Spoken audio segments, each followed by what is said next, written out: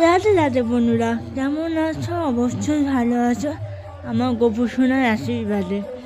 তা দেখো, আমাদের এখানে নাম কীর্তন অনুষ্ঠান হচ্ছে, প্রতি বছর হয় এখানে।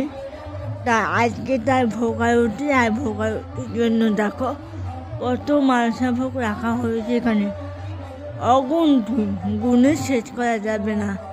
তোমাদেরকে দেখানোর চেষ্টা করছি, তোমরাও একটু দেখে নাও আমাদের ভোগারতি বা মালসা ভোগ। দেখো কত মালসা এখানে, অগুন্তি। আর আজকে জানো আমাদের এখানে খিচুড়ি খাওয়াবে, তার জন্য খিচুড়ি রান্না হচ্ছে। ওপাশটায় তা ওপাশে যাওয়া যাচ্ছে না, কারণ ওপাশটা খুব ভিড়।